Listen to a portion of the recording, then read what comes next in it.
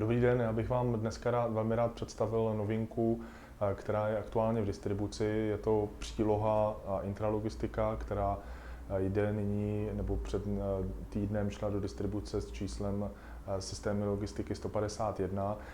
My jsme se na zhruba 16 stranám věnovali hlavním trendům a tendencím, které se projevují v intralogistice, takže najdete zde takový úvodní článek, který vlastně představuje to, co dneska v intralogistice se odehrává z těch hlavních předpokladů a východisek. Pak máme velmi zajímavý materiál, který je zaměřený na manipulaci, protože je řada společností, které proto, aby mohly realizovat efektivně a správně svoje intralogistické procesy, tak požadují konkrétní techniku a hlavně konkrétně upravenou techniku, takže píšeme o tom, jak jsou různě upravené vozíky, jak jsou upravené skladové systémy, právě proto, aby ta intralogistika byla velmi efektivní.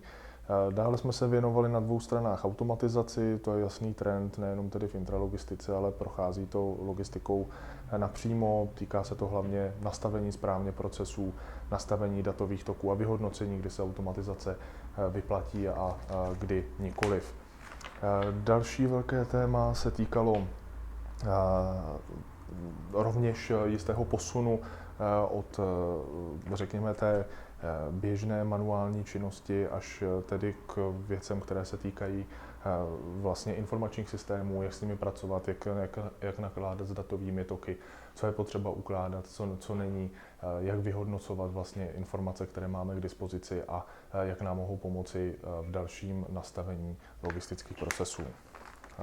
Dalším tématem, kterému jsme se velmi obšírně věnovali, byl Logimat jako jedna z významných událostí logistických, která je zaměřená na intralogistiku.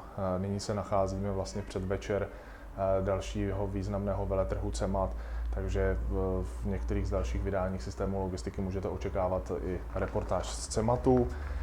Když se vrátíme k příloze, přinesli jsme vyčerpávající přehled dodavatelů pro intralogistiku, velmi přehledně řazených jména, hodnocení, konkrétní kontakty, reference a podobně, lze s ním velmi dobře pracovat. Konečně na poslední straně naleznete anketu některých osobností, které se vyjadřují k hlavním trendům v intralogistice. To je 16 stran přílohy o intralogistice, najdete tedy v systémech logistiky 151. Přeju vám příjemné čtení.